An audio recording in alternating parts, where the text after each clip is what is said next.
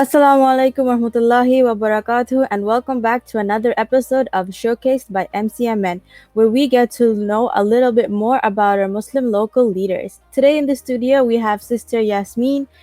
Assalamu Alaikum, Sister. So it's truly an honor to have you as a guest on for today. We're really excited for today's interview. So, our next question is, what would be your perfect weekend or a weekend that you spent really well? Well, I don't have an answer for that question. Just because, okay, I'll tell you why. Because my biggest problem is that I cannot relax when I have something on my to-do list. Having said that, my to-do list is always full and it's never empty. And sometimes friends and loved ones say, okay, you know what, just take a couple of days off. Like, let's even go to the park. And if I listen and if I go to the park, all I can think of is just these items on my to-do list, and I'm not happy. I don't feel fulfilled, and I don't enjoy things. So for me, if I have nothing to do on my to-do list, that would be a perfect peaceful moment for me. And I think what I will do is that I'll go with my family to a lake, or because I grew up in Egypt. I am half Alexandrian, half from the city of Fayoum. So my dad is from Alexandria, and it's by the Mediterranean Sea, and it's beautiful. And I absolutely fell in love with growing up near the sea. And it's just full of hope and open and soothing, and it's also vibrant, right? Vibrant and alive. So I would go to somewhere near water, a lake, a beach of some sort, and be with my loved ones. That would be the perfect one vacation or weekend, provided that I have nothing to do on my to-do list. Yeah, I could totally relate. Like, I'm somewhat similar in the sense that when I have something pressing to do, like I know a deadline is close, like I have it on the back of my mind. But at the same time, there are moments when I'm like I know there's a deadline, but I'm like, I don't feel like doing it. So like, I sort of procrastinate. But then as I procrastinate, I feel guilty for not doing it. So like, it's like an on-cycle loop. Okay, I think we need therapy, both of us. So let's meet after this and talk about it. Yeah, inshallah. I love how you mentioned about being near water and being in this near sea and lakes and everything, because that kind of segues into our next question, which is, what smell brings back your fondest memories? Oh, well, the question itself makes me nostalgic, right? It's a beautifully worded question. So for me, it's probably not a smell as much as a taste. And what comes to my mind now was an event that was a social gathering that was organized few years ago, of course, before COVID. And it was a theme about Egypt.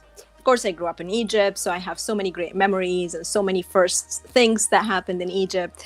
And I remember that they had so many stations of food and drinks, and the decor and the theme of the party was Egypt, like Egypt oriented. So I had a great time, but then a friend of mine came and said, "Oh, you've got to try this drink, and it's kharoub." I don't know the English word for it, but it's that kind of like extract from a plant. It's black and it's sugary and it's beautiful, and it just has a very unique smell and taste that represents Egypt for me, and I went to that station and said, okay, what's so special? Like, I drank that before. And usually when you try something that, is supposed to be from another country, it's not that authentic. And it's not that when you try it here in Canada, it's not that authentic, and it's not the exact same thing. So it's not a big deal. But the moment I took a sip from that drink, you remember the movie Ratatouille? I don't know if you've watched Ratatouille. Yeah, I've seen it. And do you remember the food critic when he went and he tried that ratatouille dish, and then there was a flashback and the camera went back to his childhood and his coming home to his mom and all that kind of stuff? I lived the exact same moment because it took me back to Alexandria, and it took me back to a specific street where there was a shop that sold that drink, and it was like a cafe or a restaurant that people would take their cars and just stand in front of the cafe, and the person would come, the waiter would come out and they take your order, and then they would come back with it. And I used to go with my dad, and so I took back, like, that sip, that taste took me back 30 years in time, to that street, to that shop, to that car, and to my dad sitting next to me. And it was just a taste of paradise. And till this moment, I can't forget it. And I don't know where to get that because the vendor was from a different city. But I crave that, and I think about it and I smile.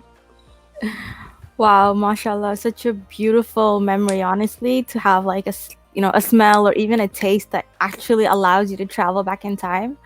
That's like truly a different blessing on its own. Alhamdulillah. So that's it for a wrap up for the questions for today. Thank you so much for coming on. It was truly a pleasure talking to you, and I'm sure our viewers enjoyed it just as much as I did. So before we let you off, where can our viewers find you? Oh, all right. So why would you want? Okay, where they can find me? So there is a website for the project or my program, but it's mainly in Arabic right now. The English is coming on soon, inshallah. It's called Salam for the number for all.com.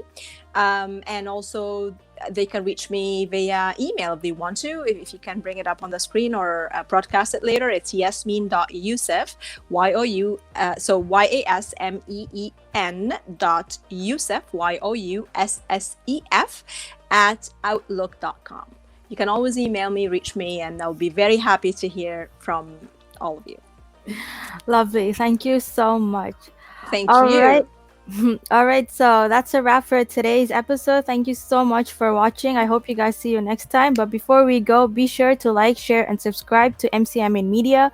And don't forget to follow us on Instagram, Twitter, and Facebook. I'll see you guys next time. Assalamu Alaikum.